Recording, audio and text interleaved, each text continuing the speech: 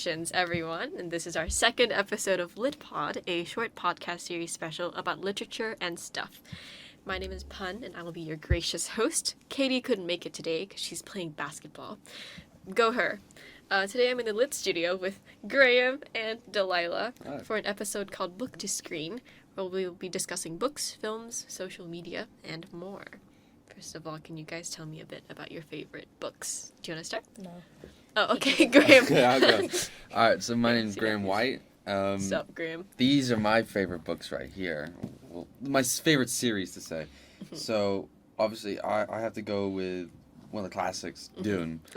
I started reading Dune around 2020 when I saw the movie be announced for it. So I thought, I should read that. So I started reading that. I really liked it. I'm on to, this is the second one now, Messiah. And it's very wordy. Yeah. And then my second one, I think this would have to be my favorite series, and it also contains one of my favorite books, Stephen King's The Dark Tower series. So this is the third one, but my favorite would be the second one, which is The Drawing of the Three. And it tells of a gunslinger in a fantasy western world who is trying to find this giant tower called the Dark Tower. What's a gunslinger? Basically like a cowboy, but it's like a cowboy but mixed in with like a lot of like Japanese and it's Japanese like chi and all that. And Interesting. Yeah. Very interesting. Okay, so I brought my favorite book to screen, and a book talk book. But my favorite book is As Good as Dead because it's the third in a series, and she gets kidnapped and almost dies, and then she smashes someone's head in with a hammer. So, very gory, very nice. And then I also brought Before the Coffee Gets Cold, because that's a book talk book, and I have it, so why not? Did you like it? I don't know. Okay. But and then I got The Fault in Our Stars for book to screen, and I just thought this one was good as well, so Yeah. Cancer. Yeah, I read that one. Yeah, when I was like, how many years? Like 12, I think. And I remember it being really sad. And I watched the movie as well, and I cried. Yeah. Yeah, it was very, tween feelings kind of mood. Oh, and about Dune, did you enjoy the second book or the first book more? I think, I haven't really actually finished the second book. I'm still reading that. But I finished around 80% of it, and I think I'm liking more the first one. But it's the first one's more about like Paul's struggle to kind of adapt to the Dune environment, and this one's more of him trying to adapt to the political environment of the universe of Dune. Oh. Yeah. Okay. So Dune is about them going on to a different planet to find a spice, right? Well, or something. so it's a very lengthy story. I think it's around It's so long. it's around 20 to 30,000 years in the future, Oh. and it tells of these houses that control certain parts of the universe, and one of them is House Atreides. Is it Atreides?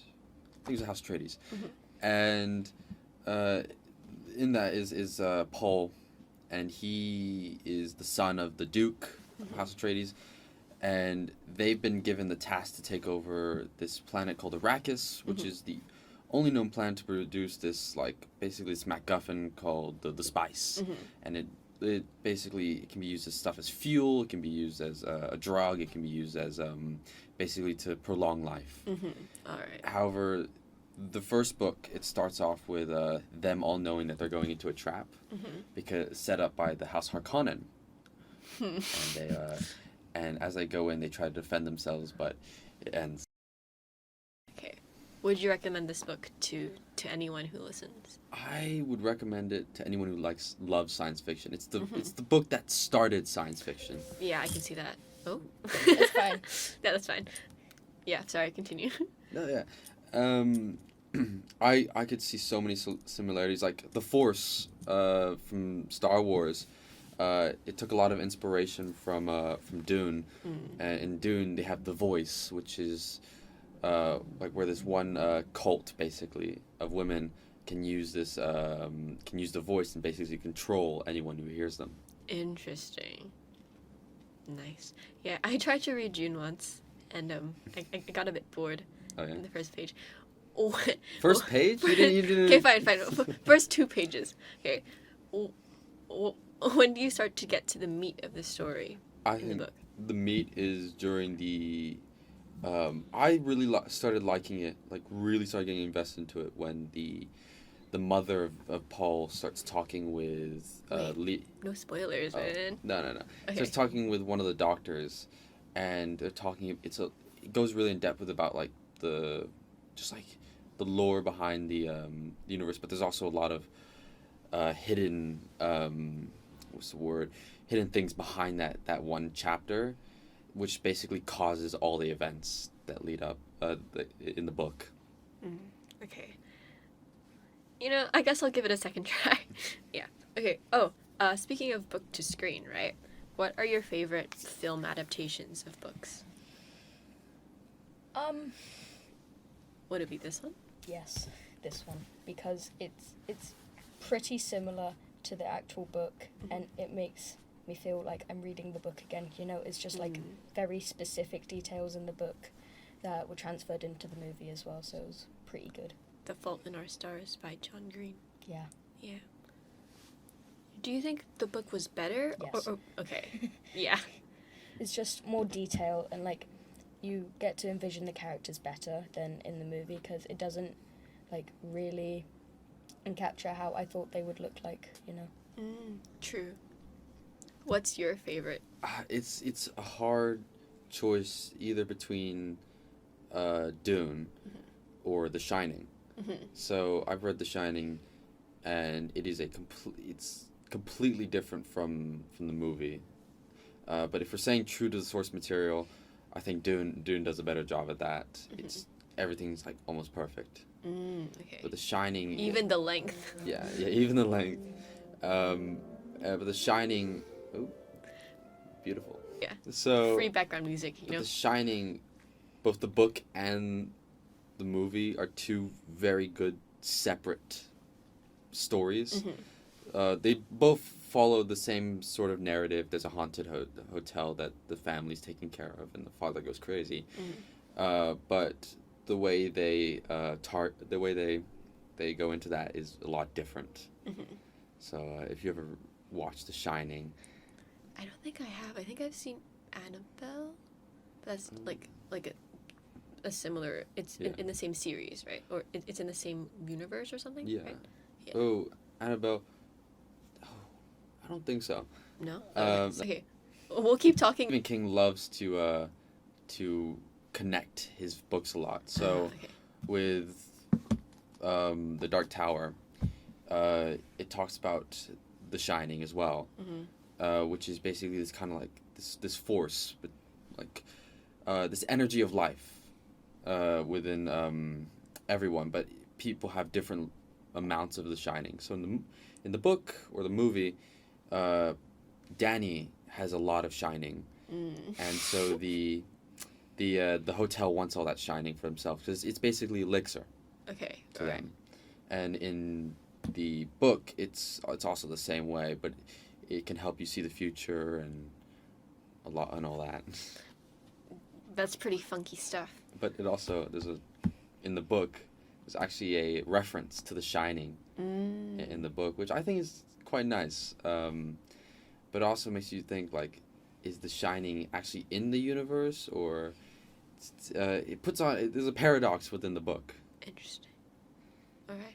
Okay, so speaking of The Shining, do you think there are some movie adaptations that are better than the books themselves? Because you say that it's different, right? Yeah. So do you guys think that there are any movies that were better than the original book? Ooh. No. It's a tough one. No. It is a tough one. Think about that one. Okay, but I kind of have one in mind. So you guys know Studio Ghibli, right? Yes. Yeah, so Howl's Moving Castle was based on a book, and my friend and I actually read the book together and then watched the movie again, and we decided that actually the movie was better because it had a more, like, it had a more tangible narrative, and it had less of those, like, weird details that you don't really need to know, and more of, like, storyline that is more emotional and is more clear.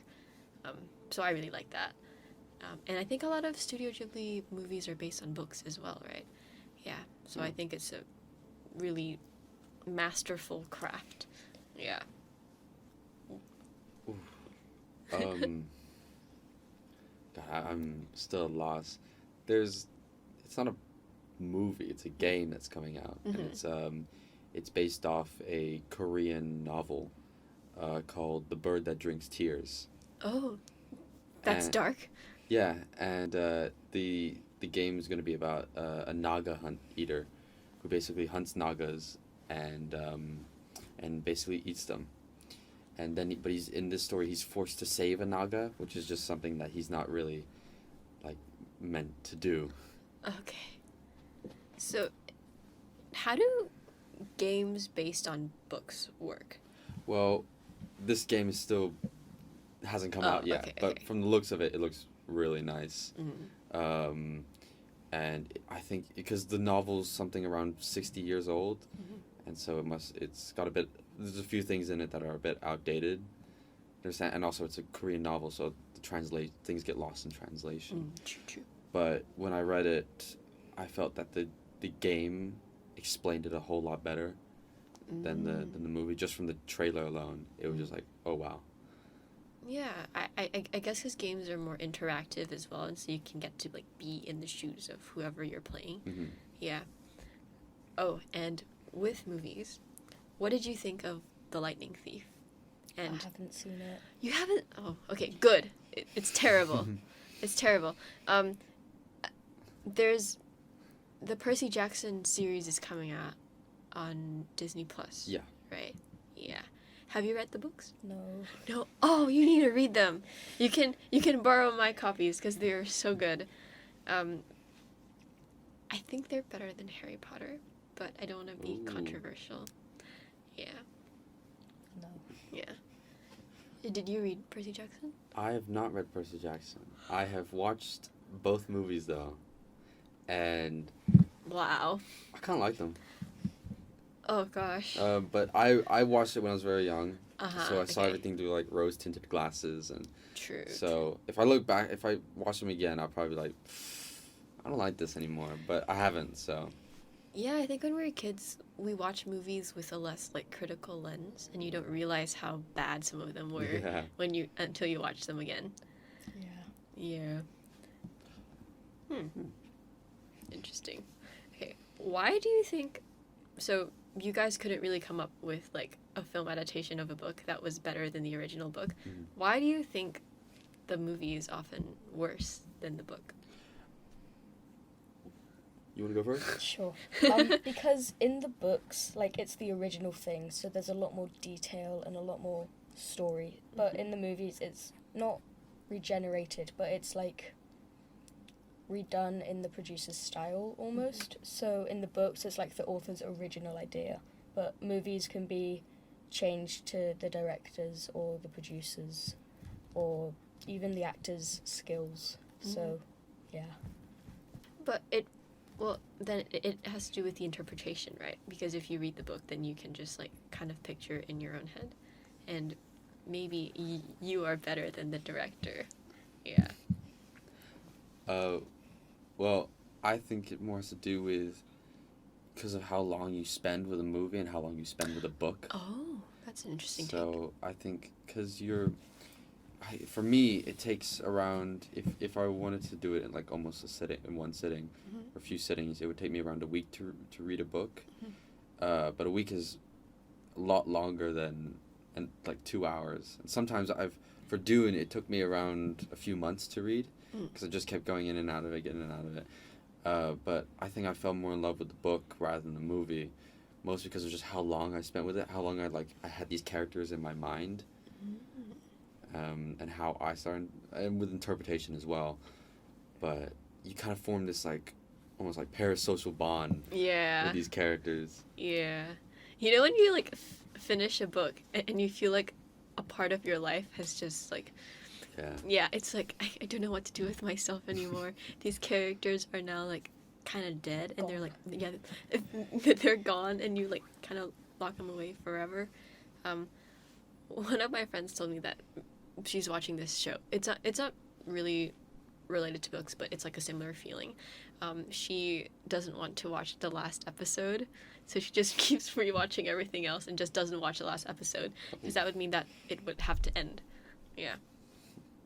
But I think the cool thing about books and like the arts in general is that they have to end, right? And that's, yeah.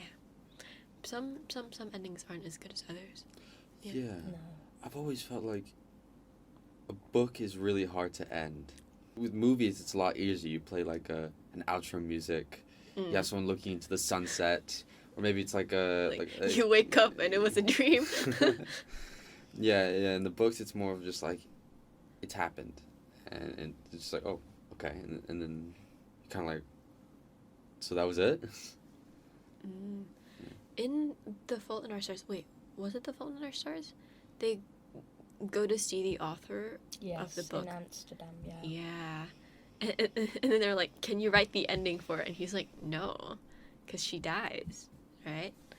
Yeah. No, I think he couldn't be bothered anymore, and he just, like, wanted to move on with his life and not just be known for that one book, but he went on to do other things, but he just didn't. He just became a drunk. Yeah. It sounds like a fun thing to do after you write a book. Yeah. Yeah. So, before the coffee gets cold. Yes. Can you tell me a bit about, like, book talk? So, I don't have TikTok because I just don't want it. Me But neither. I do have Instagram, and I've seen that so many times, and it does actually look good, so I did buy it. And I've only just started it, but so far it's really good. It's like time-traveling coffee. Yeah. Wow. I want to read that. And the cat on the cover looks so cute. Yeah. Aww. But yeah, it's 3 different stories about 3 different characters who have lost people, and so they visited this cafe, and they've wanted to, like, travel back in time just so they can fix things, but whatever they do, they can't change the present or leave the cafe, and they have to drink the coffee before it gets cold. So how can they change the past if they It's can't just to, leave like, the make cafe? amends with them.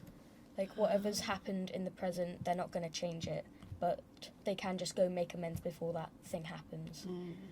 Yeah. But yeah. And they have to drink the coffee before it gets cold, otherwise something happens. But I don't know what.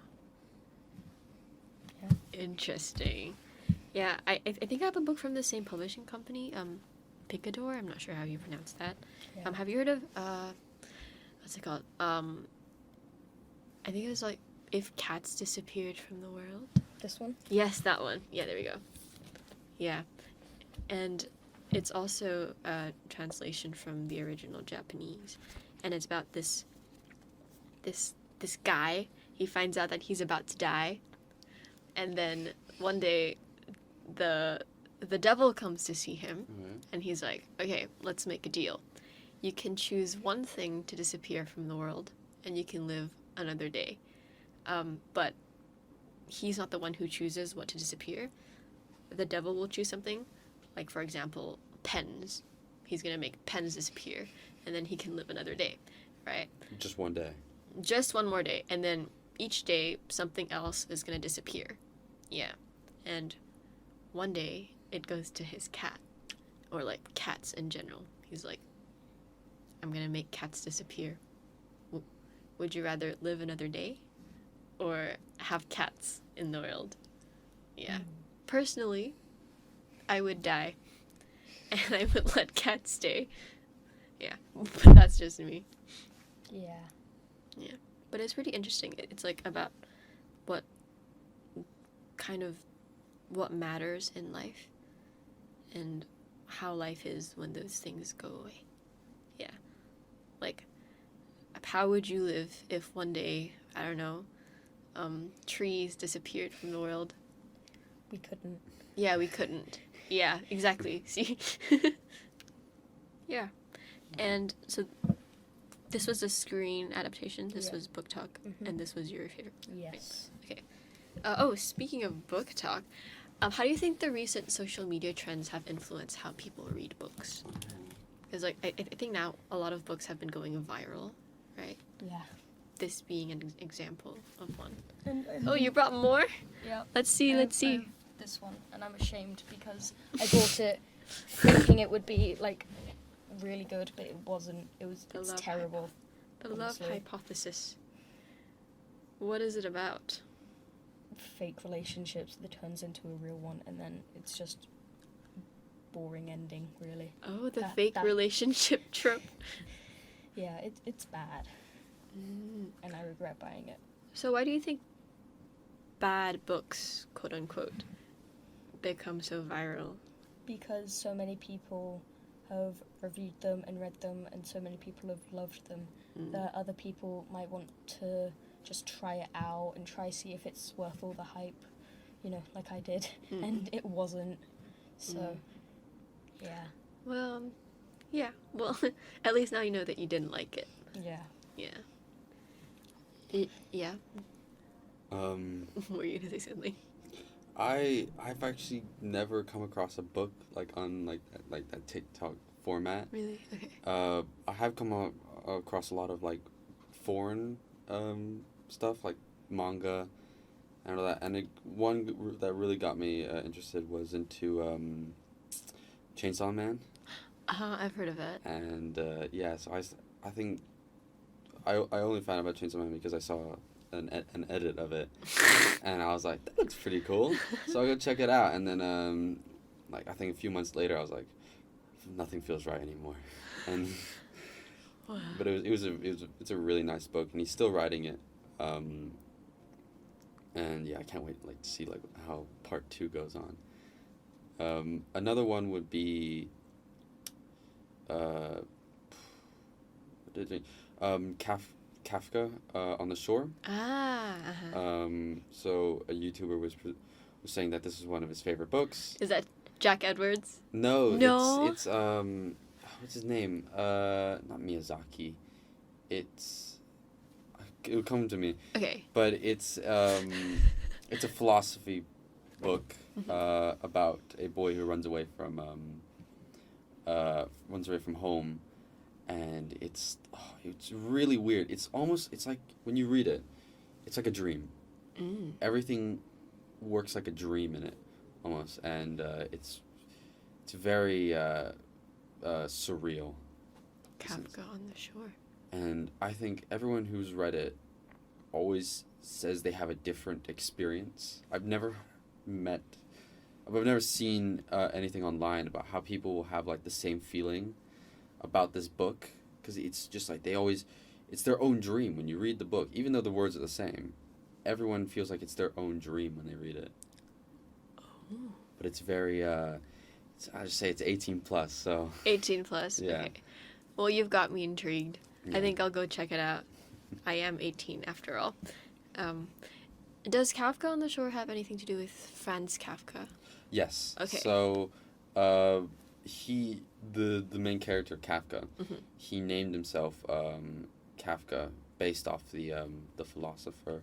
I forgot why he did that, but it was something to do with how he's like he's dealing like with his parents a lot. A lot of it is about like parental kind of like trauma and all that. His father makes a prophecy where he's like gonna kill his father, and but I don't want to spoil it too much. Okay, yeah, don't. But it's very philosophical, and it goes into a lot about like responsibility and how like what you need to understand, what you don't need to understand, and what you need to let go of. What are some of the lessons that you learned, like the most valuable lessons that you learned from a book, would you say? Don't go snooping where you shouldn't. From what book? This one. This one? Because then she gets kidnapped. Ah. And, so in the first book, she is investigating an old case that the police just gave up on, and she solves it. In the second book, she solves another case. And in this one of the characters is getting really agitated because she's going on to another one that he might have committed. So he kidnaps her and almost tries to just keep her quiet, and then he goes on about to kill her, but she escapes and smashes the back of his head in with a hammer. Oh, nice. Yeah. And then And then the second part of the book is her covering it up and her just having to run away in case, like, the police find out what she's done because of how many crimes she's committed, solving crimes. And it's really good. And then at the end, it's like however many days later, and she's able to reconnect with her boyfriend. So, because of what she did. So, it's good. You know, it's a trilogy, however you pronounce it. But yeah, it's good. Trilogy. Second one, not so good, but. So, are you into the more like, thriller kind of series? Yes. Yeah. Do you listen to podcasts like Yes. True crime? Which ones do you listen to? I don't remember, but they're quite explicit with the gory details. So you know. What's true crime? True crime is like they talk about True crime. true crime, crimes that have happened, and they'll describe it in excruciating detail. It's very relaxing. Yeah, for you, I guess. Yeah, when I was doing art IGCSE, when I was in year 11, I would have to like be drawing, and so I'd be like listening to things, and there was a time when I would be listening to so much true crime. I listened to a podcast called Serial Killers. Do you know that? No, not yet. No. Oh, yeah. Now you do. Yeah. So they just talk about the like crimes of serial killers and what happened, and it's pretty interesting. I don't listen to them anymore. Yeah, but it was a time in my life. Yeah. Yeah. What would you say the scariest book is that you've read? I don't read a lot of scary books. Yeah. It seems you do, and you do, Stephen King. This isn't scary. This is just blood. It's just exciting. Yeah. Right. Yeah. Yeah. Scariest book, not The Shining, but the sequel to The Shining. Oh my God! Please don't tell me I forgot the name. Dr. Sleep. Oh. And Dr. Sleep is about Danny grown up, and it's going back to how like the lessons that you've learned. Dr. Sleep teaches about like addiction. Oh. And all that, and Danny's going through the same addiction that his father went through, which is alcoholism. And Danny has to struggle with this urge to drink alcohol, as he keeps going through these like multiple, just like inconveniences and death and all that. And it's been adapted into a movie, but the movie's not great. Really? Because the movie tries to connect things from The Shining, the movie, and the book as well. Oh, okay. So it's a bit confusing in a way. It's a bit different from the book, but the plot is still the same. Okay, I see. But yeah, it's a scary book, because... Do you get jump scares? You like turn a page, you're like, oh! No, but there's moments where this is like kind of like this rush of adrenaline that goes through me. So in the book, there's Rose the Hat. And she's this like witch demon thing who feeds on children's souls. Yeah, and she finds this one kid, but she's like doing like this kind of like psychokinesis where she's teleported herself or her like mind to where that girl is, completely different state, and the girl looks out her window and she just sees this woman smiling at her with one tooth. With one tooth. She has one tooth. Yeah. I was like, ooh. Just imagine it. Do you read these late at night? Yeah. Can you sleep at night? I mean, I think after reading that... Not after reading this. So it was scary. No, it's just very, It's blood. It's just lots of blood and murder and killing and blood. So I guess that's not scary. Not yet, no. But it's just... You just stay awake at night thinking about what is going to happen next. I need to know, and then you just open it, and then you read it, and then you don't sleep. But you don't fear for yourself. No. Do you fear for yourself? Yeah, I think after reading that, I got a bit scared of windows. Because I was like, oh, is there somebody looking at me through the window?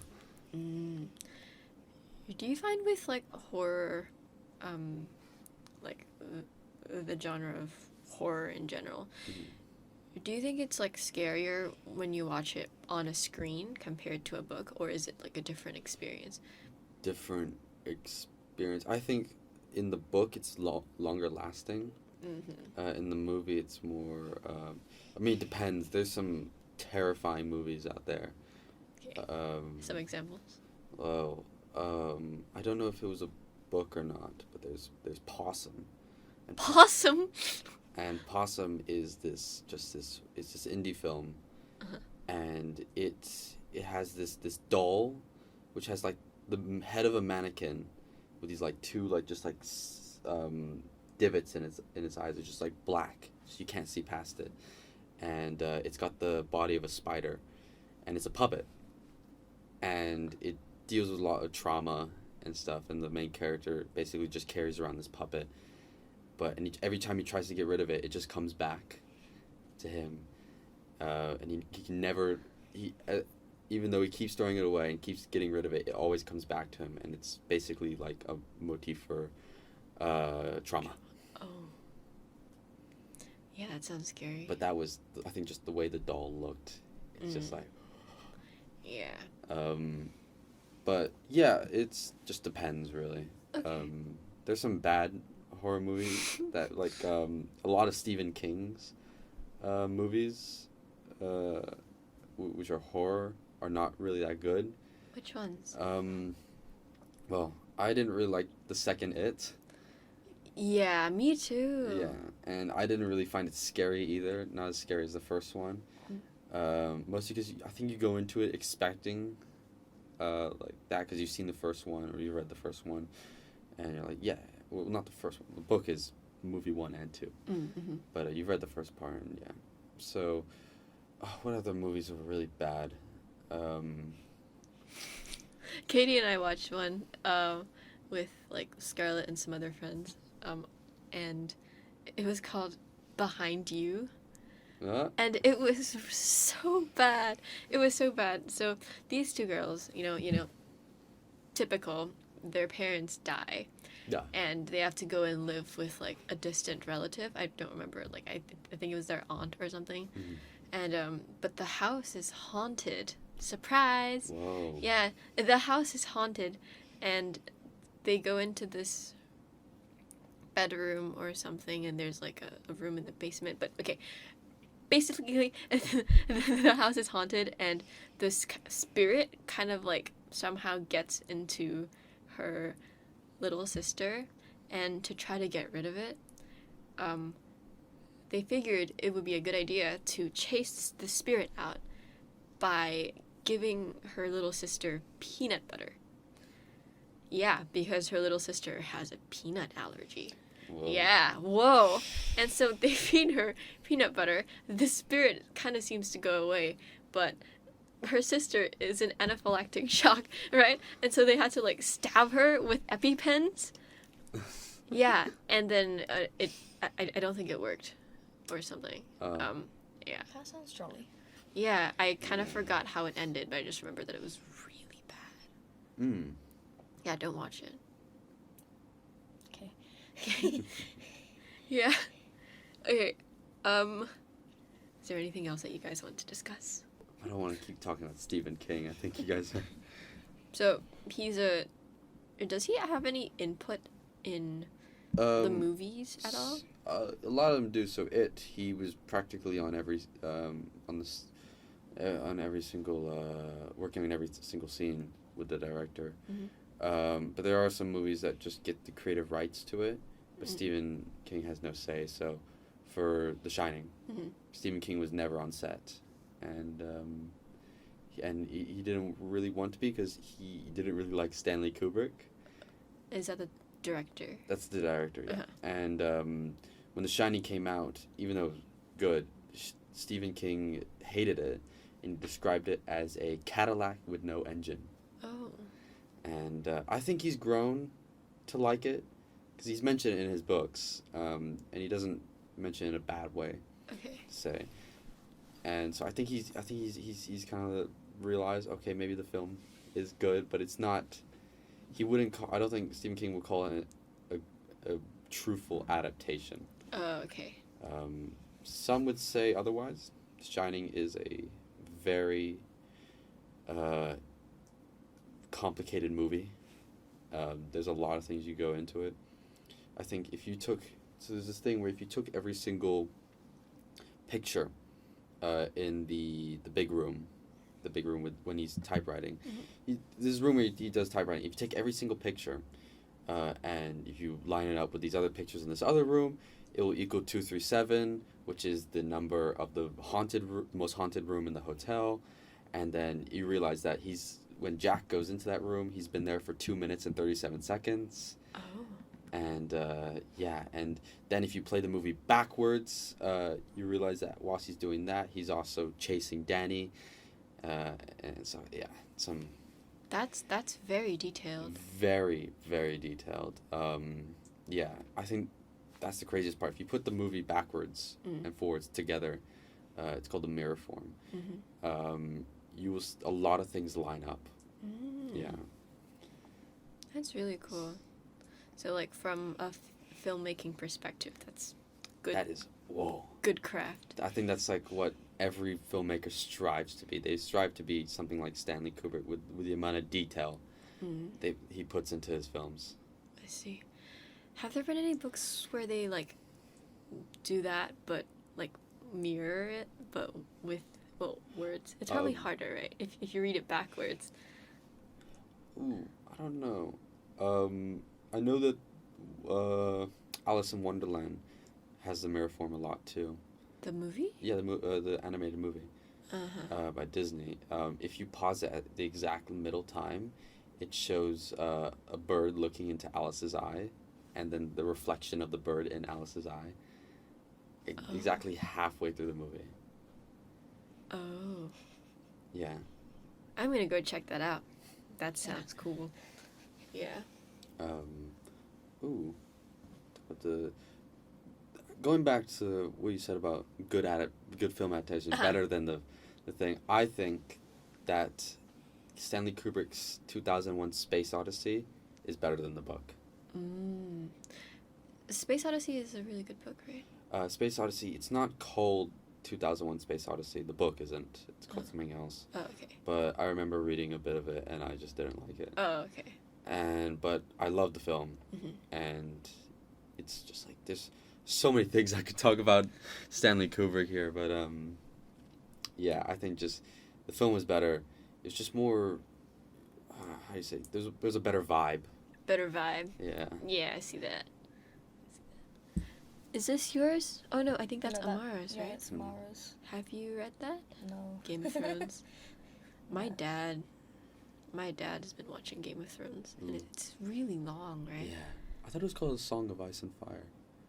I don't know. I haven't read it yet.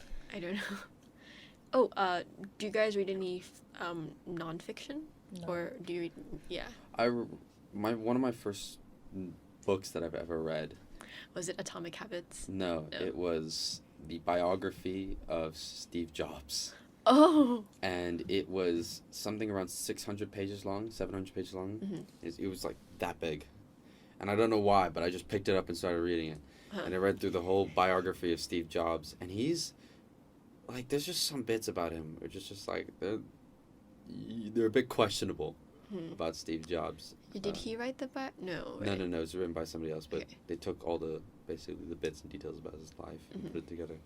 Yeah, he's other than making Apple, he's done a little mischievous things. Okay, all right. If someone were to write a biography about you, what would be the main thing that you would tell them? I'd rather not say. Okay. He's like, well, it's only 18 years of me, so not much you can put in a book, but Only 13 of me. I think I'll have to wait. Yeah. And I'm not saying that there's nothing interesting, but I bet you there's gonna be something more interesting. Yeah. In the future, and I wouldn't want someone to make 2 autobiographies of me. Yeah. What do you feel about some people writing biographies out of nowhere? Like, for example, some people on social media, like some influencers, will just write biographies about themselves. Do they write for it, no or do they apparent- have someone else write it for them? Sometimes they have someone else write it for them. Sometimes it's um, Auto. an autobiography. But some people have said that, you haven't really done anything. Why are you writing a biography? So, I don't know. Mm. I think it's a bit pretentious. Yes. But A bit. just a little bit. Yeah. I Oh, think yeah. if you're trying to learn more into that kind of business side of thing, I think that's what autobiographies are really for, business. Business. Okay. If you want to learn like the mindset of that person, you read their biography. Mm-hmm. But that's about it for Well, me. It's also like history, right? Or like people who were like really prominent in history. I think you would want to read about that as well. Do you guys keep a journal? No. Yes. No? Yeah? Yes. Nice. Journal. That's It cool. is. I would if I could remember to do it every day, but I don't. I've Yeah. tried so many times, but it's not working. Growing up, I had quite a few notebooks that I would buy, and I was like, I'm gonna write a diary, and then I just write like a few pages, and the rest of it is empty forever. Yeah. Yeah, I got this purple fuzzy one that my mom got me, and it's got a lock as well. Yeah, pretty Top tier. funky. Yeah, top tier. Yeah. Okay, we are running low on time. Okay. Do you guys have any last advice for people to read more, to enjoy the experience of books more? Mm.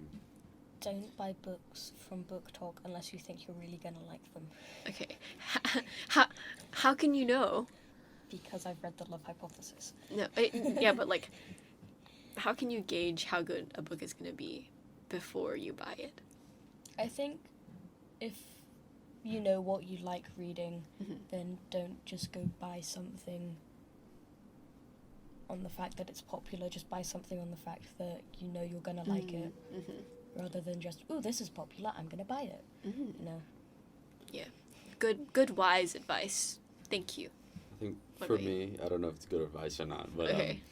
if you see a cool trailer of an adaptation of a book, probably go read the book before the movie comes out. Mm-hmm. It also motivates you to read the book, Mm. like, and not stop reading it, because then the movie will come and you're like, but I have to read the book before I finish the film, and then you're stuck, and then you have to wait till, and then everyone else is like, come on, let's go watch the movie, and it's happened to me a few times. But yeah, if you see anything cool, any like cool trailers, go read the book first.